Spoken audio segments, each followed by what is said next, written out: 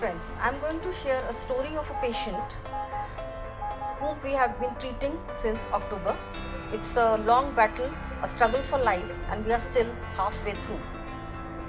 This is a young 28-year-old boy who had a history of fall from height from the 6th floor.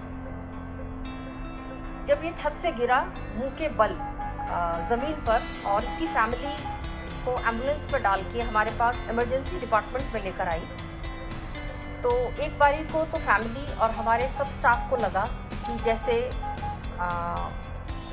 शायद कुछ नहीं है, पर हमारी इमरजेंसी टीम ने उसको हिम्मत करके एम्बुलेंस से उतारा और अंदर इमरजेंसी डिपार्टमेंट में लिया। हमारी टीम डॉक्टर ने इनका एयरवे सिक्योर करने के प्रयास में एक एंडोट्रेकियल ट्यूब गले के रास्ते डाली और जैसे ही ब्रेथ्स पंप की तो थोड़ी सी सांस आ गई। उसके बाद बहुत ही विग्रस और बहुत ही कोऑर्डिनेटेड काम हुआ। ये बात है 3 अक्टूबर रात को 10 बजे की। इस मरीज के चेहरे से सब जगह ब्लीडिंग हो रही थी और ये बिल्कुल अनकॉन्शियस था। एयरवे सिक्योर करके इनका तुरंत सीटी स्कैन हेड कराया गया, जिसमें सबड्यूरल हेमेटोमा था। तुरंत ओटी में शिफ्ट किया और फैमिली ने कहने पर तुरंत 8-10 ब्लड रात में ही तभी तुरंत अरेंज किया। फेशियल ब्लीडिंग इतनी ज़्यादा थी कि कोई भी और सर्जरी करनी पॉसिबल नहीं थी। बहुत सारे कंसल्टेंट्स वेरियस स्पेशलिटीज़ के कॉल किए गए जो तुरंत वहाँ आ गए। क्योंकि अंदर से भी ब्लीडिंग थी तो जो एंडोट्रेकियल ट्यूब थी वो बार बार ब्लॉक हो रही थी ब्लड क्लॉट से, तो उसका रेगुलर सक्शन चल रहा था। साथ में फेशियल ब्लीडिंग को रोकने का एक ही उपाय था जो हमारे फेशियो मैक्सिलरी सर्जन ने इनकी लेफ्ट एक्सटर्नल कैरोटिड आर्टरी को लाइगेट किया, जिससे ब्लीडिंग कंट्रोल हुई। उसके बाद इनके चेस्ट में राइट तरफ ब्लड कलेक्टेड था और एयर था, जिसको मेडिकली हम हीमोथोरैक्स और न्यूमोथोरैक्स कहते हैं। तो ओटी में ही हमारे जनरल सर्जन ने तुरंत राइट साइड इंटरकॉस्टल ड्रेनेज किया। क्योंकि एंडोट्रेकियल ट्यूब में बार बार ब्लड भर रहा था तो तुरंत ओटी में ही इलेक्टिव ट्रेकियोस्टमी कर दी गई। उसके बाद इनकी क्रेनोटमी हुई, स्कल ओपन होकर सबड्यूरल हेमेटोमा को ऑपरेट किया हमारे न्यूरोसर्जन ने। 10 बजे से लेके सुबह 5 बजे तक ओटी में इनका ये सब होने के बाद आईसीयू में आने पर इस मरीज को इलेक्टिवली वेंटिलेटर पर रखा गया, जिसमें प्रयास ही प्रयास था और अंत क्या होगा हमें नहीं मालूम था। पर हाँ, पूरी टीम में सब में उत्साह था, एक जोश था कि हमें कुछ भी करके इनकी जान बचानी है। पेशेंट हमारे पास काफ़ी लंबे समय तक एडमिटेड रहे और जब और जांचें हुई और सब एक्सरेज कराए तो इनकी पेल्विस में भी फ्रैक्चर था।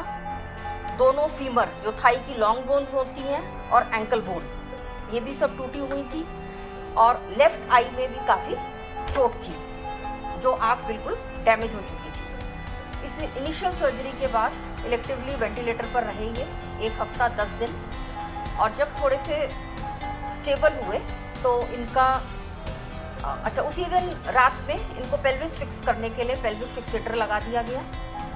10 दिन बाद इनका एक साइड फीवर ऑपरेट हुआ और लेफ्ट आई की एविसरेशन हुई। वो करनी बहुत ज़रूरी थी, वो हमारी ऑफ्थल्मोलॉजिस्ट ने की और ऑर्थोपेडिक सर्जन ने।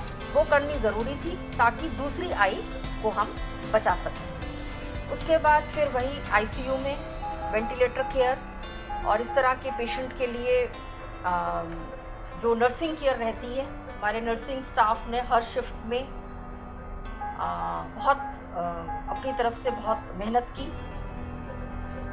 आज 9 मई है, आज भी इस पेशेंट को बेड सोर नहीं है। उसके बाद 17 नवंबर को ये डिस्चार्ज हो गए थे। फिर ये दिसंबर में फिर से आए ऑर्थो की एक रिपीट सर्जरी के लिए। अच्छा, फर्स्ट एडमिशन में ही, क्योंकि ऐसे मरीज को खाना कैसे दिया जाए अगर नाक की नली द्वारा देते हैं, जिसको हम लोग राइस ट्यूब कहते हैं, जो नाक से डाल दी जाती है खाने के रास्ते और पेट में चली जाती है, उससे दे तो उससे एस्पिरेशन का चांस रहता है, जिससे लंग्स में इन्फेक्शन होती है। तो इनके पेट के रास्ते एक खाने की नली शुरू में ही डलवा दी थी फर्स्ट एडमिशन में ही। जिसको पैक कहते हैं, परक्यूटेनियस एंटेरोगैस्ट्रोस्टमी। इनका सारा खाना इससे अभी भी चल रहा है ताकि इनका न्यूट्रिशनल लेवल ठीक बना रहे। थर्ड विजिट में इनकी क्रेनियोप्लास्टी हुई। वापस जो स्कल की बोन एब्डोमेन में, पेट में रख देते हैं, उसको वापस लगाया गया। फिर इनका आईसीयू एडमिशन रहा 3-4 दिन, फिर ये डिस्चार्ज हो गए। और अब कल इनका जो यहाँ की सारी बोन, फेशियल बोन्स जो है, जाइगोमैटिक बोन कहते हैं, मैंडिबल है, इसकी एक काफ़ी लंबी सर्जरी चली 5 से 6 घंटे की। उसके बाद भी आगे आईसीयू में है। और इनका सेंसोरियम इतना है कि ये बात को समझते हैं। जितेंद्र, जीभ दिखाओ।